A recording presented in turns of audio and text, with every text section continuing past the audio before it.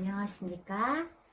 오늘은 중학교 사교육 파워가 얼마만큼일까에 대한 이야기를 해보도록 할게요. 제가 경험한 바에 의하면 중학교 사교육 파워는 굉장히 세다고 할 수 있어요.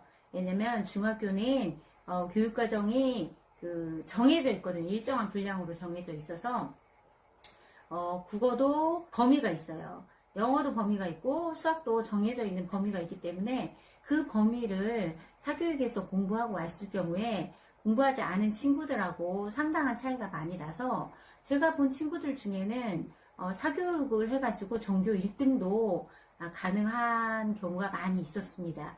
그래서 전교 1등도 가능하다. 사교육 파워는 정말 짱이다. 라고 이야기를 드릴 수가 있고요. 그런데 전교 1등이라는 건 보통 무엇을 말하냐면 시험 성적이에요. 지필평가 성적이 100점이 나오는 거예요. 한두 개밖에 안 틀리고 그래서 지필평가를 100점을 맞아서 전교 1등도 가능한 게 사교육의 파워다 라고 이야기를 해드릴 수 있고요. 그런데 전교 1등을 할 수 있지만 다시 지필평가를 끝나고 수행평가를 반영했을 경우에는 본인의 노력 여하 또는 수행평가 여하에 따라서 전교 1등이 어려운 경우를 볼 수가 있다. 이게 두 번째예요. 시험에서는 100점을 받을 수 있지만 수행평가를 합했을 경우에는 수행평가는 학교에서 수업 중에 이루어지는 거기 때문에 사교육에서 그 부분에 대해서 감당할 수 있는 게 없거든요. 그래서 아이의 성향과 본인의 노력 여하에 따라서 수행평가도 만점을 받아야 전 성적을 합해서 전교 1등을 할 수 있는 건데 그 부분이 약하면 지필평가는 좋고 그러나 수행평가를 합했을 때 성적이 떨어지는 그런 점수를 받는 친구가 많다라고 생각을 하시면 되고요. 왜 그러냐면 사교육을 했을 경우에는 보통 선행학습을 하거든요.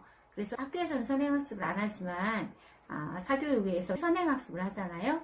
그러니까 선행학습을 하고 온 친구들은 이미 한 번 배운 내용이기 때문에 수업 시간에 태도가 별로 좋지 않아요.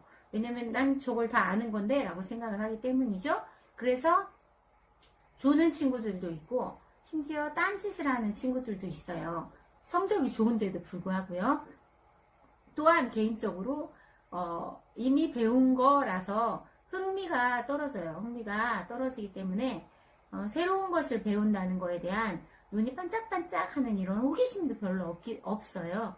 그렇기 때문에 수업 태도 면에서 좀 좋은 점수를 받기는 어려운 경우가 있습니다. 그러면 어떻게 해야 되느냐? 제가 생각할 때 사교육을 하는 건 나쁘지 않은데 사교육을 할 때 어떤 선생님에게 사교육을 받는 게 좋냐? 진도 빼기식 교육을 하는 선생님은 별로 권하지 않고요. 누구나 다 반복을 하는 걸 싫어하잖아요. 그러니까 진도 빼기식 교육을 하는 선생님을 말고 기초를 탄탄하게 가르쳐주는 그런 데를 먼저 선행을 하는 그런 데보다는 배운 내용을 다시 한번 문제풀이를 해서 배운 내용을 놓치지 않고 기초를 풀어주고 조금 더 심화를 풀어주고 복습 위주의 수업을 진행하는 학원이나 사교육이 좋을 것 같고요.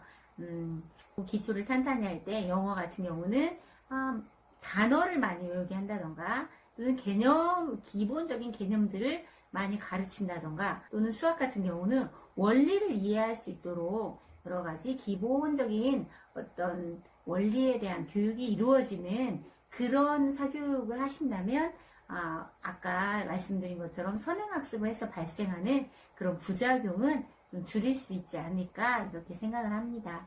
그러면 아이의 사교육에 대해서 고민하실 때 조금 더 좋은 팁이지 않을까 그렇게 생각합니다. 그럼 다음에 또 아이의